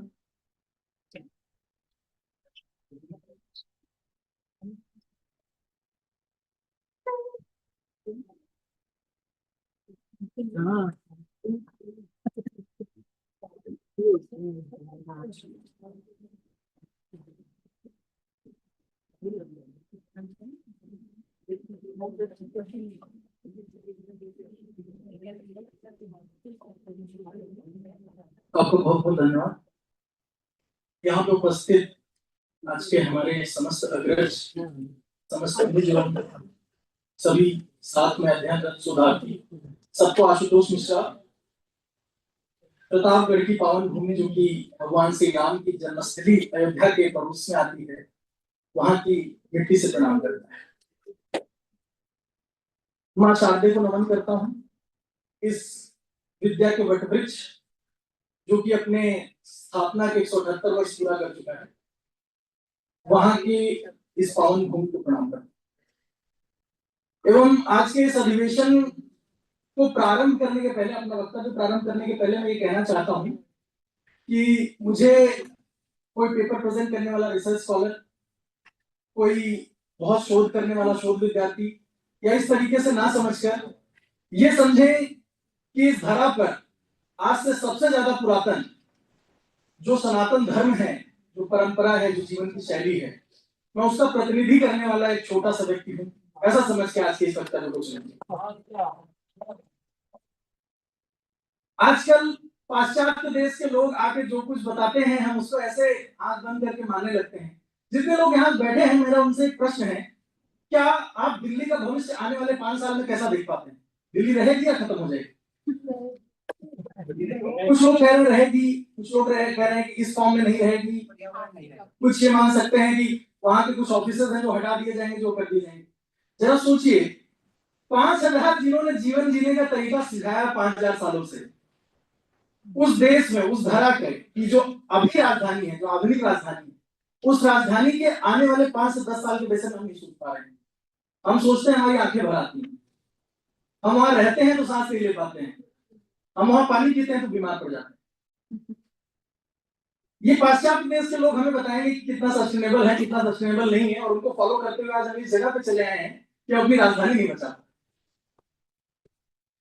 एक मेरा छोटा भाई है आनंद सिंह, बहुत बढ़िया शेर लिखता है, गजल करता है। मैं उसकी 4 पंक्तियां उधार लेकर फिर अपने आज के इस वक्तव्य को शुरू करूंगा। बिल्कुल बिल्कुल समय देखकर शुरू करूंगा और समय से पहले ही खत्म करूंगा। जब आप कहेंगे आदेश देंगे मैं चला जाऊंगा। यूपी सोच यही अपनी कहानी थी मियां पहले, बहुत पहले। यही अपनी कहानी थी मियां पहले, बहुत पहले। ये अपनी जिंदगानी थी मियां पहले, बहुत पहले। ये पश्चिमी आकर बताते हैं ये ऐसे है, ये वैसे है। ये पश्चिमी आकर के बताते हैं ये ऐसे है, ये वैसे है। ये हमको जानकारी थी मियां पहले, बहुत पहले। ये हमको जानकारी थी मियां पहले। तो आज के अपने प्रेजेंटेशन को शुरू करते हुए मैं बस जल्दी स्लाइड्स को बदलते जाऊंगा और आऊंगा अपने इस कोर पे कि आज मैं यहाँ पे क्यों खड़ा हूँ, क्या हमें अपनाना चाहिए, क्या हमें सीखना चाहिए। पूरे रामचरितमानस का और राम भगवान के बोलने के लिए मेरी आयु बहुत कम है, मेरा अनुभव बहुत कम है और मेरा पठन पाठन बहुत कम है, इसलिए मैं राम भगवान पर बोल सकूं मैं इस योग्य नहीं हूँ। मैं कुछ 4 चौपाइयां, 1 दोहा या 2 दोहा, इसमें पूरा आज के इस वक्तव्य को समाप्त करूंगा। आधार बनाने के लिए ये आज मेरा क्रम रहेगा वक्तव्य का, जिसमें 17 यूनाइटेड सस्टेनेबल डेवलपमेंट गोल्स, इसको पश्चिमी आके कहते हैं कि हमने बनाया है, ये उनके बारे में है। 2015 में आके बताते हैं कि 2030 का एजेंडा क्या होगा और कितना एजेंडा अचीव कर रहे हैं, ये हम सब लोग इसके बहुत साक्षी हैं। देखते हैं ये कुछ 17 सस्टेनेबल डेवलपमेंट गोल है, जिसमें कहते हैं हम गरीबी मिटा देंगे, हम असमानता खत्म करेंगे, हम पानी बड़ा साफ दे देंगे, क्लीन एनर्जी होगा, सबको समानता का अधिकार मिलेगा। आइए देखते हैं राम भगवान के राज्य में क्या। आज का जो मेरा लक्ष्य था इस शोध पत्र को प्रस्तुत करने का, उसमें यह था कि जो 2030 का इन्होंने एजेंडा बनाया, जिसमें 5 P's की बात की, तो 5 P आप उठा के देखेंगे तो एक प्रॉफिटेबिलिटी भी आ जाती है। वो सब धर्म से ऊपर नहीं उठ पा रहे हैं, धर्म की क्या बात करेंगे, और जो धर्म को धारण नहीं करेगा वो सतत कैसे हो सकता है। धर्म की अवधारणा ही इसमें है, धर्म को जो धारण करता है वही सतत है और वही सर्वाइव कर सकता है लास्ट में। बहुत अनुभवी एक शोधकर्ता हुए पीवी कांडे जी, उन्होंने धर्म की डिफिनेशन दी, धर्म दैट सस्टेन्स, वो धर्म ही है जो हमेशा सतत है और जो हमेशा सतत रहेगा। ये मेरी कोर हाइपोथेसिस थी कि सस्टेनेबल डेवलपमेंट के जो गोल्स हैं इनके सारे साक्ष्य श्री रामचरितमानस, जो कि गोस्वामी, आदरणीय गोस्वामी तुलसीदास जी द्वारा रचित है, उसमें निहित है, उसमें लिखे हुए हैं। और उसमें क्या लिखे हुए हैं, उसके एक कांड जो सबसे आखिरी कांड है, उत्तर कांड, उसमें जब वो राम राज्य की के विषय में बताते हैं कि राम राज्य कैसा था, उसमें संदर्भ ये है कि काकभूषुंड ऋषि गरुड़ जी को समझा रहे हैं कि राम राज्य कैसा, और वो कहते कहते अभी आगे के प्रेजेंटेशन में आएगा, तो कहते कहते ये भी कह देते हैं कि उसकी कल्पना तो शेष जी और सरस्वती माता जी भी नहीं कर सकते हैं, ऐसा ऋषि मुनियों ने कहा है। तो मैं तो बहुत छोटा हूं कहने के लिए, फिर भी देखते हैं चार चौपाई में क्या कहना चाहते हैं। वर्ण आश्रम निज निज धर्म निरत वेद पथ लोक, चलहि सदा पावहि सुखै नहीं भय शोक न रोग। ये उत्तरकांड का दोहा है, जहां से राम राज्य के विषय में बताना शुरू करते हैं Kakbhushund ji Maharaj. All the people devoted to the dharma, appropriate to their class and ashram, always follow the path of the Vedas and find happiness. They have no fear, कोई भी डर नहीं है. They have no sorrow and no disease which disturbs them. Then दैहिक दैविक भौतिक तापा, राम राज नहीं काहू व्यापा। सब नर करें परस्पर प्रीति, चलें सुधर्म निरत सुधनी। सभी लोग अपने अपने धर्म का पालन करके जितना उनकी आवश्यकता है उतना ही वो प्रकृति से ले रहे हैं और प्रकृति को उसी रूप में वापस कर दे रहे हैं। सूर्य, जब कर सिस्टम की बात होती है, जब टैक्सेशन की बात होती है, आप पाश्चात्य का टैक्सेशन उठा लीजिए, आप राम राज्य का टैक्सेशन उठा लीजिए, दोनों जमीन आसमान का अंतर है। सूर्य कैसे अपना कर ग्रहण करता है? मैं सुबह रोज उठकर जल दे रहा हूँ, भगवान सूर्य भगवान की मेरी लुटकी से जो जल है उसमें से भी सूर्य अपना कर कर्षित कर ले रहा है। जो समुद्र है उसमें उस अनुपात में कर्षित कर ले रहा है, जो तालाब है उसमें उस अनुपात में कर्षित कर ले रहा है, जो झील है उसमें उस अनुपात में कर्षित कर ले रहा है। चारों चरण धर्म जग माही, परि रहा सपने हो अगनाही, राम भगत रत नर और नारी, सकल परम गति के। वहां पे रहने वाले जो लोग हैं वो धर्म के जो चार पिलर हैं, इसमें सत्य, शौच, संतोष और परहित, इन सारों को जो है, इन सारे चीजों का पालन करते हैं। और आप खुद देख के देखिए, आप अपने दैनिक जीवन में इन चारों धर्म का पालन करना शुरू कीजिए, आप सतत हो जाएंगे। आप सतत होंगे, आपका परिवार सतत होगा, आपका परिवार सतत होगा, आपका ग्रामीण गांव सतत होगा, आपका गांव सतत होगा, आपका देश सतत की ओर बढ़ना चला जाएगा। ये सस्टेनेबल डेवलपमेंट गोल्स क्या है? ये सस्टेनेबल डेवलपमेंट गोल्स वो हैं जो हम आज तक जीते हुए चले आए और हम आज पथभ्रष्ट हो गए हैं इस पाश्चात्य को फॉलो करके। और ये हमारा पथभ्रष्ट होना ही हमें आज किसी दूसरे की बात मानने में मजबूर कर दे रहा है। हम अपने राज्यों के, अपने देश की, अपने जिलों की भविष्य को नहीं देख पा रहे। सब निर्धर्म धर्मरत पानी, नर और नारी चतुर सब ज्ञानी, नर और नारी चतुर सब ज्ञानी। आप इक्वालिटी की बात करते हैं महाराज, आप इक्विटी की बात करते हैं। नर और नारी चतुर सब ज्ञानी, सब गुणगण्य, पंडित सब ज्ञानी, सब कृतज्ञ नहीं कपट से ज्ञानी। किसी के अंदर कोई छल कपट नहीं है, कोई प्रॉफिटेबिलिटी की बात नहीं कर रहा है, कोई नहीं कह रहा है कि फलाने की जमीन काट लीजिए, फलाने का मेड़ काट लीजिए, फलाने के घर में दावा बोल दीजिए। आप आएंगे और आगे देखेंगे कि आखिरी में मैं कई सारे चौपाइयों को इसमें स्किप भी कर रहा हूँ, समय का भी अभाव है और मैं बहुत छोटा हूँ ये सारी चीजें एक्सप्लेन कर पाने के लिए, लेकिन मैं अपनी समझ बता रहा हूँ। सो जाने कर फल है लीला, कहीं महा मुनिवर दंशीला, राम राज कर सुख संपदा, बरन नहीं सके अनीश शारदा। जो शेष और मां सरस्वती भी जिस तरीके की परिकल्पना के विषय में नहीं बता सकते हैं, तो मैं तो बहुत छोटा हूँ। इसमें जो आखिरी दोहा है इस चौपाई में, इस चौपाई के अंतराल पर दोहा संख्या 21, उसमें कहते हैं राम राज नवगे सुन सरक्षण जग माही, काल कर्म स्वभाव गुण तो दुख कहूं नहीं। कि हे पक्षीराज गरुड़ सुनिए, काकभूषुंड जी महाराज कहते हैं कि सुनिए, राम राज्य में कोई भी संपूर्ण विश्व में ना एलिमिनेट करता है, कोई सफर नहीं करता है, कोई किसी तरीके का दुख का भाग नहीं है और सबके सब मोक्ष को प्राप्त करने के अधिकारी।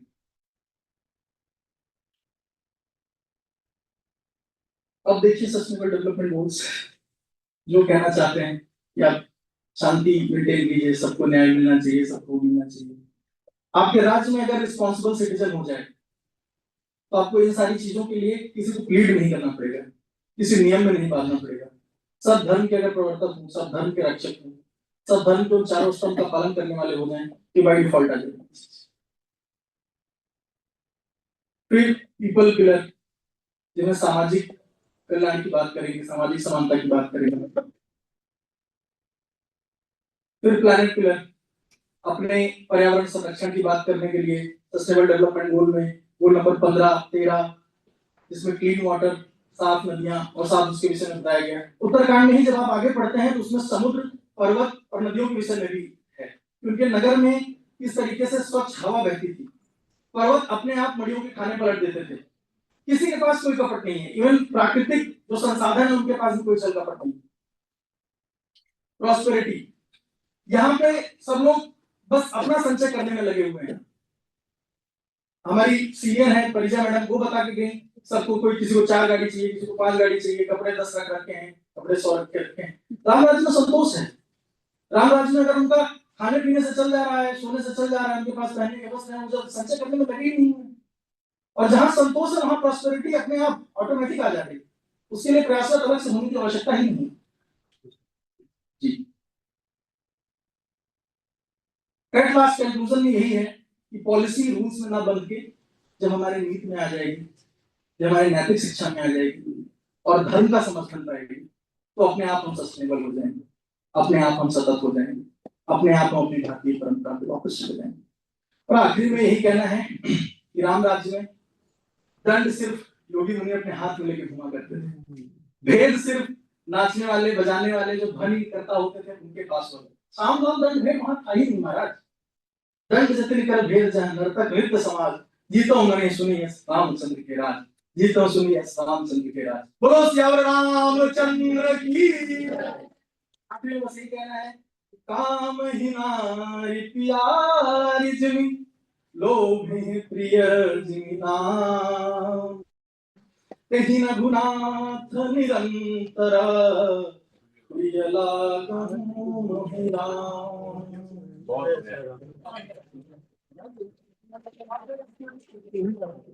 संतोष के कार्य में बहुत कम आपको बोल दिया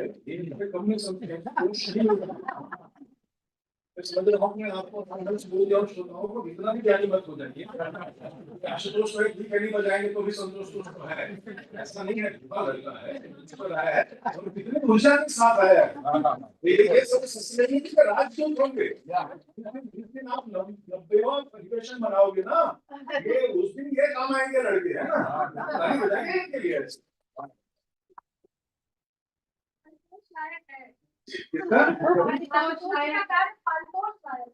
देखिए इतना ज्ञान होने के बाद भी बजा रहे हैं आप। कोई प्रश्न?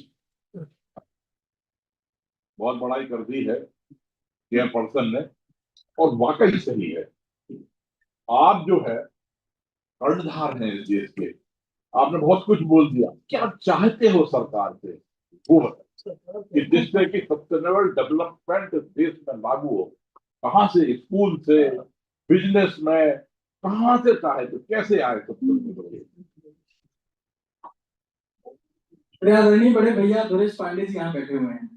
इनके पिताजी हैं श्री आदरणीय परमादरणीय श्री विश्वदत्त पांडे जी, वो महात्मा गांधी काशी विद्यापीठ में प्रोफेसर भी रह चुके हैं। उनका एक प्रयास है गृह गुरुकुल का, हर घर में गुरुकुल होना चाहिए और उसकी प्रथम गुरु माता पिता होनी चाहिए। आपने तो बेटा भूल गए हैं महाराज, जब तक ये चीजें घर की नहीं सिखाई जाएंगी कभी नहीं आएगी। तो इसकी शुरुआत अपने घर अपने आप से होना चाहिए। बोल क्या रामचंद्र की।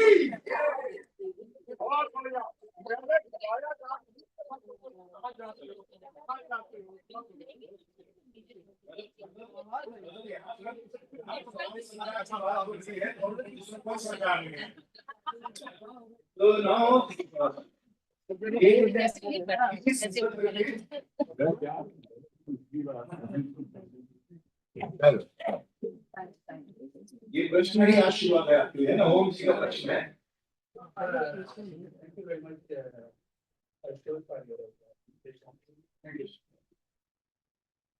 I heard you, and I heard many speakers before you, as well as our distinguished guests this morning. And I see trained it has to criticize West, Paschat, Western, Paschat, Western, as if everything is wrong there. So, as soon as you pass the right, you want to get a visa, go to America and settle there. एक बहुत छोटा सूक्ष्म सा प्रकरण से एक उदाहरण से मैं कोशिश करूंगा। I'm not done yet. Okay okay sir. So I find this some, and they go there, they told the US consulate, we are going, they're coming back home, I've got so much attachments, माँ बाप से मुझे बहुत प्यार है, and blah, blah, blah, blah, blah. Hardly anybody wants to come back. I have the data, I have the statistics, and you know this is a fact. So why this hypocrisy to criticize, Western world, left and right? If you are so great, why we live in the conditions that you raised a very good question about Delhi, pollution about 340, 400, the numbers I don't even understand. Our prime minister sits there. Why can't we fix that problem? You started with that. So I see it all the time. People just sit here and decide Western world, and they line up on the US consulate's office to get visa. कोई जान पहचान मिल जाए, किसी तरह visa मिल जाए, America जाओ, वही settle हो जाओ. So this kind of we should get out of this mentality. We should take good things from everywhere and adopt them rather than just being critical. Or maybe we don't even mean it. Right? We don't mean it. It just, I'm sorry. And you say, oh, you are making this comment because you live in America, so I get very offended, not the right word, but I get very upset with this level of it. So you have to comment on that.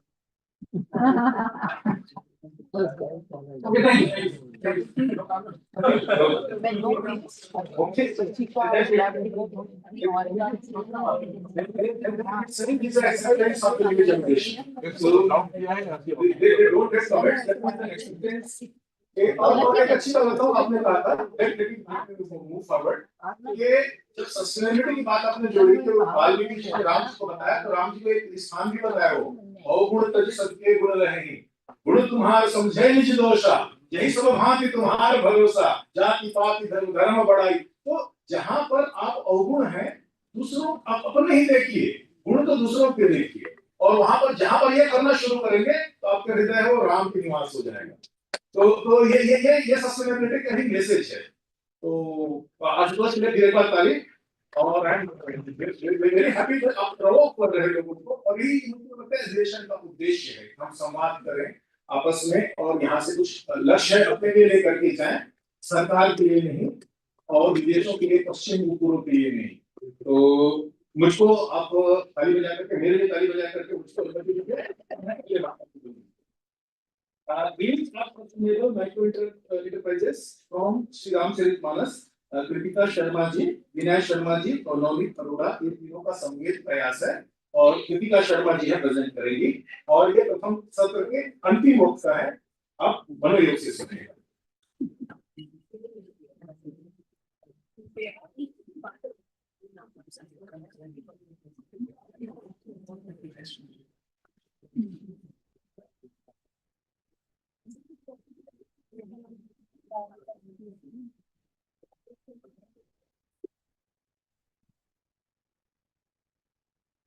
सबको प्रणाम. जय सिया राम. तो मेरा topic है junction of sustainable micro enterprises from Shri Ramcharitmanas. तो हम लोग इस सत्र के शुरुआत से देख रहे हैं कि सब लोग बात कर रहे हैं कि सस्टेनेबिलिटी कैसे होनी चाहिए, क्या मतलब होता है, और रामायण में उसका कहाँ जिक्र है. की शुरुआत से ही है, लेकिन मेरा हम हिमालय के चरणों में बैठे हैं. हिमालय की ऐसी टेक्नोलॉजी के बारे में भी आज मैं बात करूंगी जो है असल में दिखाई कि इंडिजिनियस टेक्नोलॉजी है वो कैसे रामायण मॉडल को फॉलो करती है और कैसे ऐसी जो टेक्नोलॉजीज है वो एक्चुअली सस्टेनेबल डेवलपमेंट में हम लोगों को मदद कर सकती है.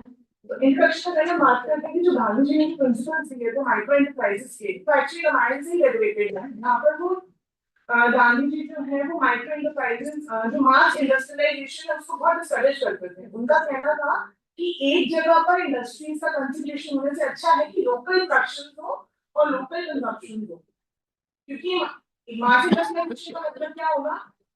अब जैसे हम लोगों को पता है यूपी बिहार से मैक्सिमम लेबर जाती है, वहाँ पे बहुत बड़े इंडस्ट्रीज है. क्यों जा रहे हैं? बिहार यूपी में इतना गाँव नहीं है, एग्रीकल्चर लैंड नहीं है, वहाँ पर भी तो हम लोग जीविका को उत्पादन कर सकते हैं, वहाँ पर भी तो एम्प्लॉयमेंट हो सकती है, लेकिन वहाँ पर एम्प्लॉयमेंट नहीं है. अनएम्प्लॉयमेंट इसलिए नहीं है क्योंकि लोग इंडस्ट्रीज में जाके काम कर रहे हैं, जो कमाई वो अपने घर में रहकर कर सकते हैं वो लोग नहीं करना चाहते बिकॉज उनको इस बारे में नॉलेज ही नहीं है। तो जो माइक्रो एंटरप्राइजेस माइक्रो एंटरप्राइजेस है, बेसिकली हम एमएसएमई की बात कर रहे हैं। तो एमएसएमई क्या करते हैं कि छोटे उद्यम हैं लेकिन वो ह्यूज एम्प्लॉयमेंट प्रोवाइड कर सकते हैं। अगर छोटे छोटे उद्यम रहेंगे तो वो ह्यूज एम्प्लॉयमेंट प्रोवाइड कर सकते हैं, एंटरप्रेन्योरशिप को वो एनकरेज करते हैं। तो रामायण में उसकी कहाँ मिल से जाता है, जैसे आशुतोष ने भी कुछ श्लोक कोट करे हैं।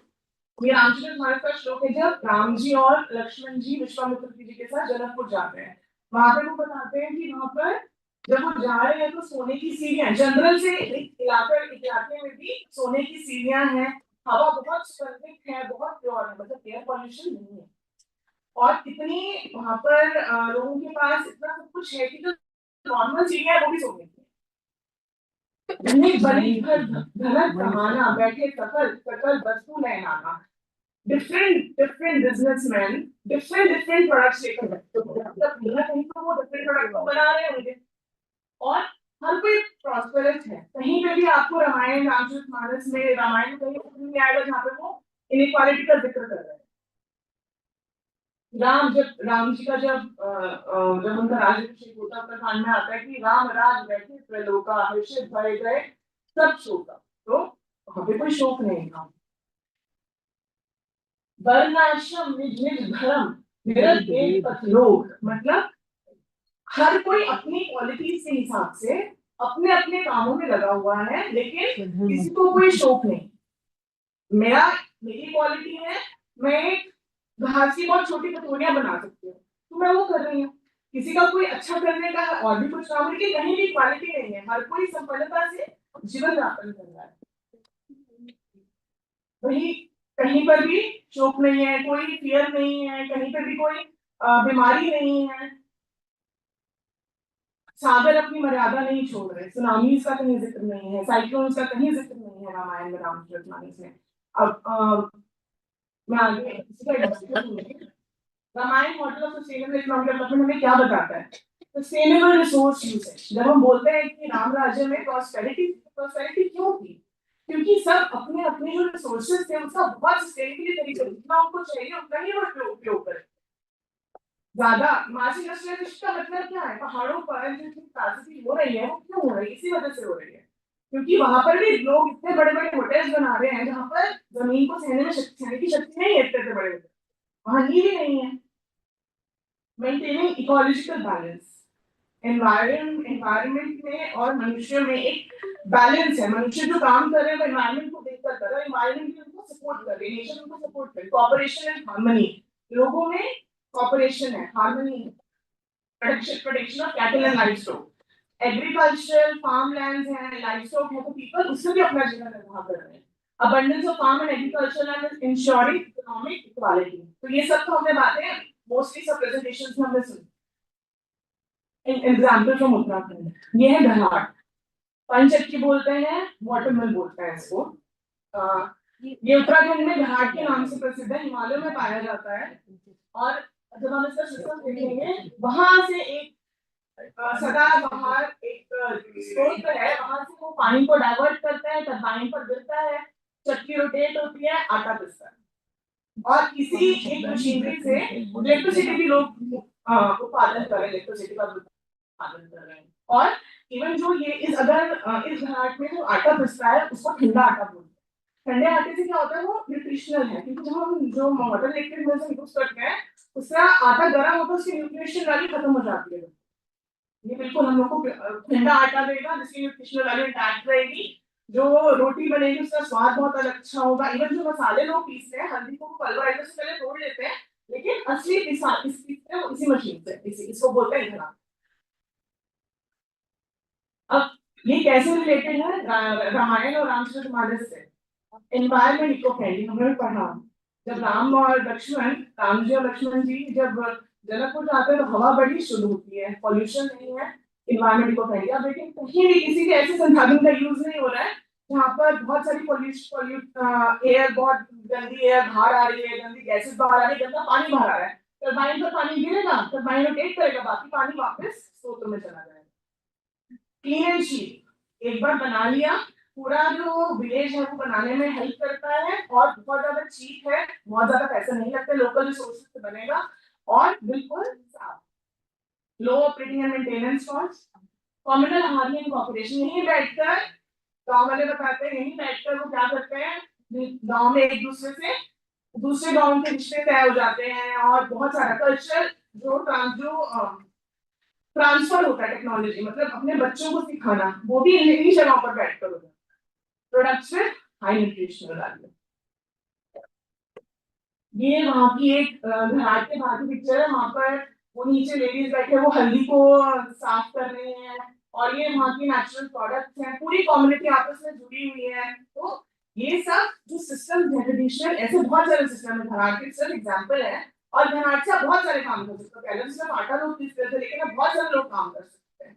तो ऐसी बहुत सारी टेक्नोलॉजीज हैं जो एक्चुअली इंडिजिनियस सिस्टम्स हैं और जो एक्चुअली ये जो सिस्टम्स हैं, रामायण जैसे और रामचरितमानस जैसे स्क्रिप्चर से इंस्पायर्ड है, क्योंकि इसमें ये लोगों का एक्सप्लॉइटेशन नहीं करती, ये रिसोर्सेज का एक्सप्लॉइटेशन नहीं करती।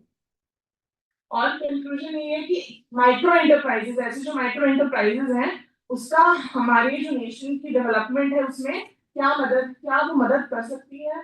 और जो गांधी जी ने प्रिंसिपल दिए थे माइक्रो इकोनॉमिक्स के प्रिंसिपल थे, वो सारे रामचरितमानस और रामायण से डिराइव किए जाते हैं। और रामायण भक्ति तो देती है, भगवान के प्रति प्रेम भी देती है, लेकिन जीवन सस्टेनेबली कैसे जिया जाए उसका भी एक बहुत अच्छा उदाहरण है। और सोसाइटी तभी फ्लरिश कर सकती है जब सबकी प्रॉस्पेरिटी एक साथ हो, सबका साथ सबका साथ। Thank you. Thank you, Deepika. Very lively presentation. हो जाइए। ये box में पूरा मसाला बाकी है, हल्दी और गेहूं बस पीसे हैं। Any question for her? Very lively and very encouraging, frankly. And MSMEs are very important. And the only thing is where you can't compare today's time with Ram's time, because look at the population, expansion of population. So we need to use more resources. अभी recent प्रकाश visit किया था, कुछ data collect करना था, तो वो वहाँ पर लोग ये बोल रहे हैं कि गांव खाली हो रहे हैं। और हम लोग जब उत्तरकाशी जा रहे थे, पूरे रास्ते में पहाड़े नीचे गिरी, कहीं सड़क टूटी हुई, क्यों ऐसा हो रहा है? और जो लोग नीचे जा रहे हैं उनके पास 10-15 साल से ज्यादा नहीं कमाते हैं, जिनके पास ये जो धरोहर है, अगर वो इसका यूज करें, सब लोग हम लोग को तो काम नहीं कर सकते, लेकिन पहाड़ों की सुरक्षा के लिए बहुत जरूरी है।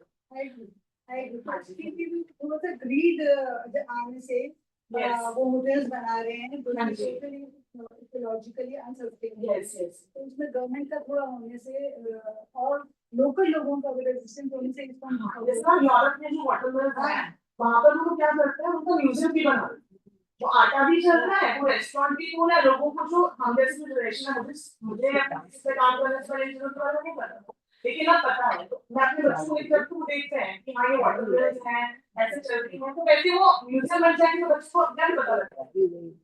पर बात करने के लिए कंपल्सरी होना चाहिए, थोड़ा सा बनवास है। मतलब आप विकल्पना देखिए बेटा, जो पहाड़ के लोग हैं वो 10,000 रुपए महीने के लिए शहर जा रहे हैं, और शहर के लोग हैं 10,000 रुपया पर डे के लिए होटल बनवा रहे हैं पहाड़ में। सो ये दोनों नुकसान है, दोनों नुकसान। तो अगेन मैं एक बार जो लोग यहाँ प्रेजेंट थे उनका नाम पढ़ देता हूँ। राकेश चौधरी जी, राजेश कुमार मिश्रा जी, परीक्षा, संजय जी, आशुतोष और कृतिका शर्मा, ये 6 लोगों ने प्रथम सत्र में प्रेजेंटेशन प्रस्तुत किया। आई एम फुली सेटिस्फाइड, सबका प्रेजेंटेशन एक से बढ़कर एक था। Now I have taken my own responsibility as a concluding remark of this session. हम लोग क्या है कि कंपनी रामचरितमानस में ये तो कर रहे हैं, लेकिन सिस्टम सस्टेनेबिलिटी मेरे लिए एक रिस्पांसिबिलिटी है। वो 17 गोल तो ठीक है, छोड़ दीजिए। इस प्रेजेंटेशन के कंक्लूजन में, बिकॉज़ इसके बाद बहुत सारे सेशन होंगे और सारे ऑथर्स और प्रेजेंटर यहाँ बैठे हुए हैं, तो I am concluding myself because tomorrow I am going to present my paper.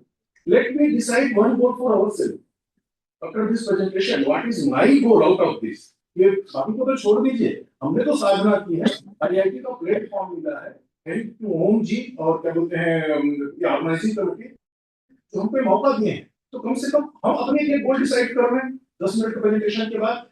और कोशिश कीजिए, आपके पास अभी पूरा रात है सोचिए प्रेजेंटेशन के लिए, और अपने प्रेजेंटेशन के आखिरी sentence if you can able to narrate goal for myself towards sustainability, ये हमारे लिए बहुत अच्छी बात हो जाएगी, और हो सकता है कि मेरे गोल से आप सबके लिए आपके गोल से मैं।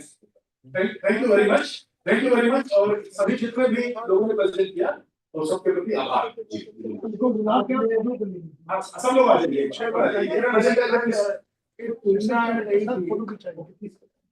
आदित्य जी, आपने तुलना की थी जो शिक्षक, आचार्य और गुरु, शिक्षक, आचार्य और गुरु, ये तीन, उसमें मैं 4 लाइनें सुनाना चाहता हूँ, परमिशन हो तो।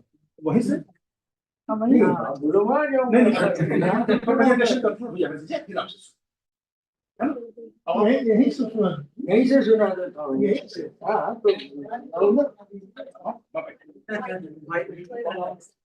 सभी जितने प्रतिभागी रहे आप मंच पर आ जाइए, सबके सब please.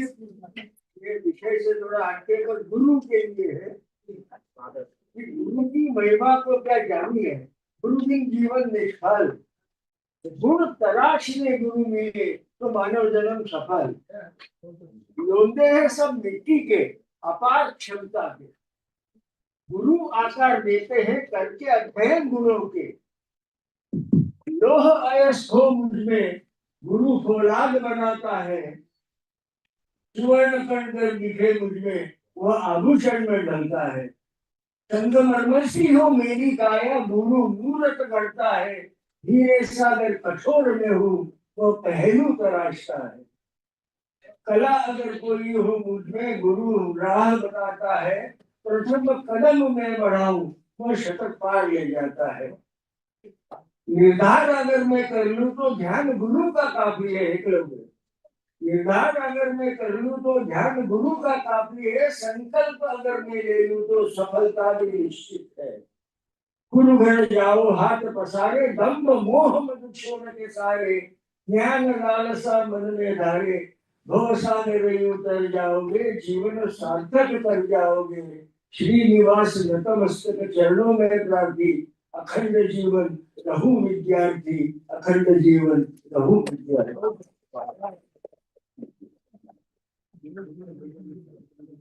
Now I would like to extend my sincere thanks to our session chair, Aditya Shukla sir, and all the speakers and participants for making this session truly meaningful. We will now proceed with the certificate distribution. I request Aditya Shukla sir to please present the certificate to all the participants. Rakesh Chaudhary sir.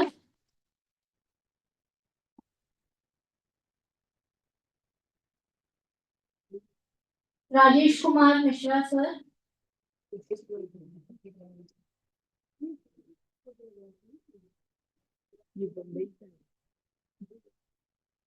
Sanjay Badoni sir.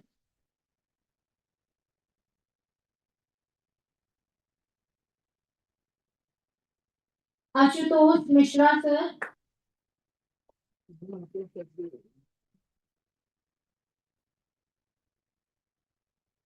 Kritika Sharma ma'am.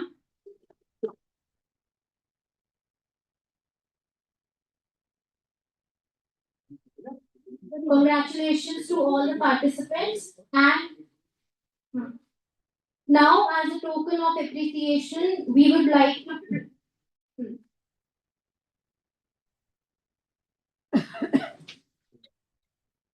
okay.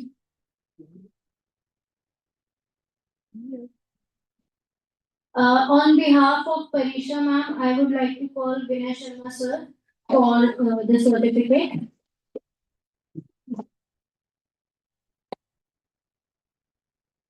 ये उल्टा हो रहा है, sustainability. गुरु के नाम शिष्य को मिल रहा है, शिष्य के नाम गुरु को मिल रहा है।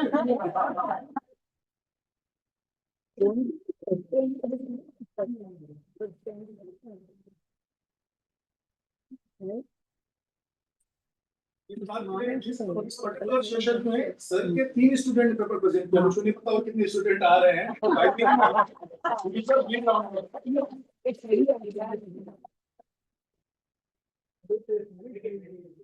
ये भी तो था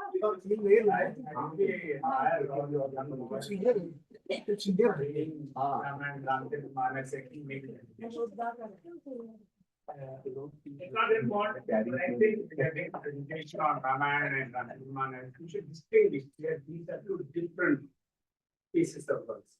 They're not synonymous. It's the same thing, Doha and Chopa are two different things. They're not synonymous. Slok and Doha are different things. And I've seen. So. All yours. So Doha and Chopa is different. Chopa and Slok is different. And I've seen many of you say whatever. Or is ये जो है तो आप बता रहे चौपाई चौपाई और श्लोक ये श्लोक नहीं है and it's not their fault, you know, because convent school से पढ़ते आए हैं रामायण प्रेजेंट करने पेपर करना है फटाफट को लेकर कॉम्प्लिकेशन तो चौपाई है दो है so I think this will improve the quality of your and it's actually it's inaccurate and if I students call Doha Chopai it's very embarrassing for that we can't blame Western world. Or call Doha, no. So please check. There are small things. हमारे को काम में दोष निकालना. Thank you so much.